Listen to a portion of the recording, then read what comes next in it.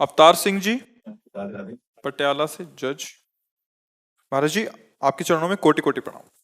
महाराज जी, आपके सत्संग सुनकर भगवान जी और माँ जगदम्बा जी की कृपा से ये ज्ञान हुआ कि क्या करना है और कैसे करना है और क्या नहीं करना है। सब कुछ जानकर भी ये मन काबू में नहीं आता और भजन में ध्यान नहीं लगता। काफी समय बैठ भी जाते हैं पर रस नहीं आता। महाराज जी, इस मन को कैसे काबू में लाए और कैसे माँ जगदम्बा के प्यार के उनकी गोदी में सदा सदा के लिए आने के लिए योग्य बने। देखो, हम ये जानते हैं कि ये नहीं करना चाहिए और ये जानते हैं कि ये करना चाहिए, पर हम अपने को असमर्थ पाते हैं। उसमें होती है भजन की कमी।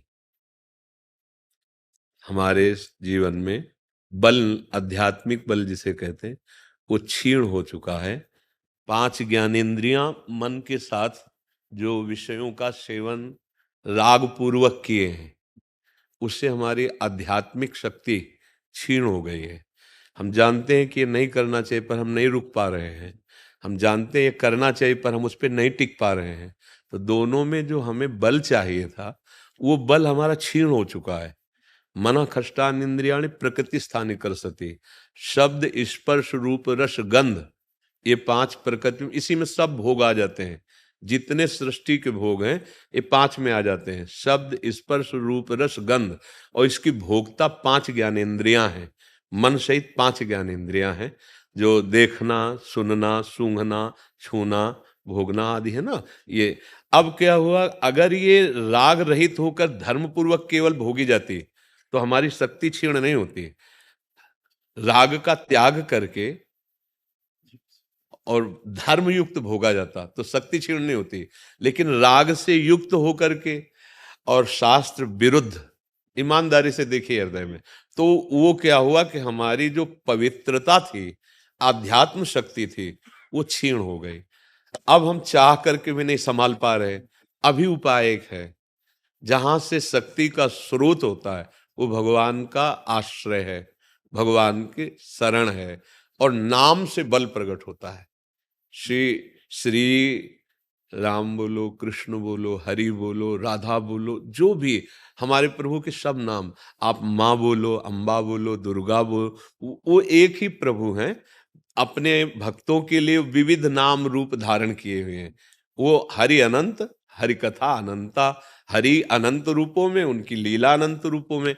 अगर हम निष्ठा पूर्वक नाम जप करें, नाम जप, और जो आचरणों से हम गिरे हैं, उन आचरणों से जितना हम बच सकते हैं बचने की चेष्टा करें और नाम जप करें, तो हमारे हृदय में आत्मबल आ जाएगा, पावर आ जाएगा। फिर हम जो करना नहीं चाहते फिर नहीं होगा, और जो चाहते हैं वही होगा। वो पावर आ जाता है। जैसे अभी मन है, आप लगाना चाहते हो पर नहीं लगता है, और एक आध्यात्मिक पावर ऐसा आ जाता है कि हजारों के बीच में समाधिस्थ हुआ जा सकता है।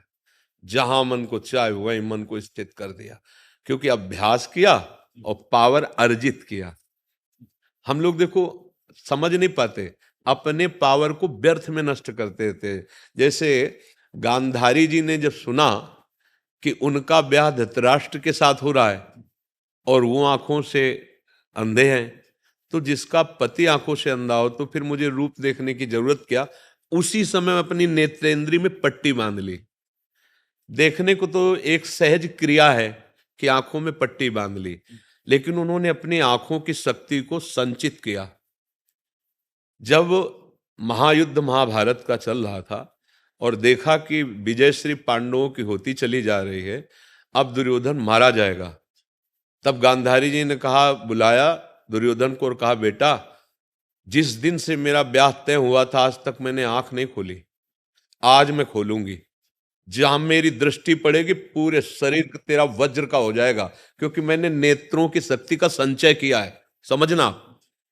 और अब वो जा रहे थे तो भगवान तो सर्वांतर्यामी मिल गए। बोले कहाँ जा रहे हो? बोले माता। क्या तो बच्चे हो तो वैसे जा रहे हो?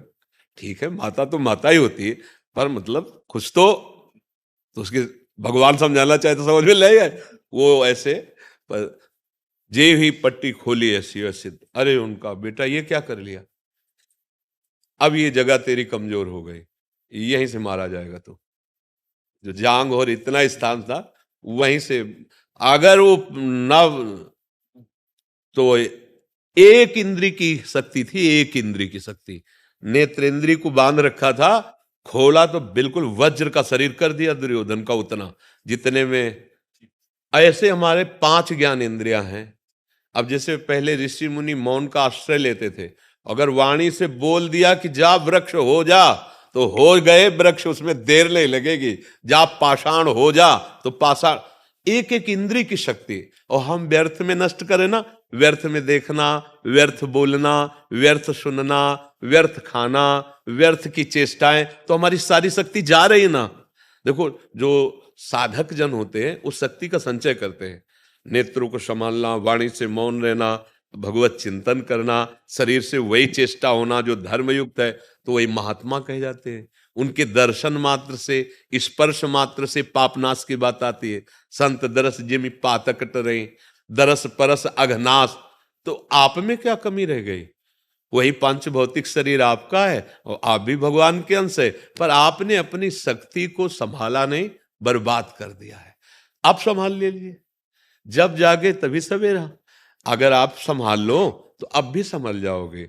देखो, अजामिल ने नारायण नाम बालक का उच्चारण किया और शरीर छूटा तो भगवान की प्राप्ति, बच गए ना।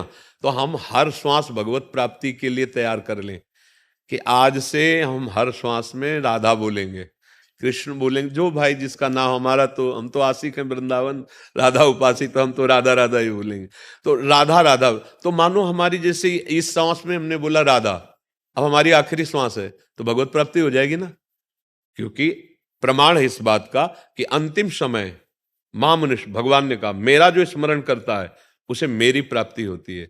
वो तो पुत्र के बहाने बोला था नारायण, हम तो जानबूझ के राधा बोल रहे हैं किशोरी जी को, तो अब हमारा कल्याण क्यों नहीं होगा?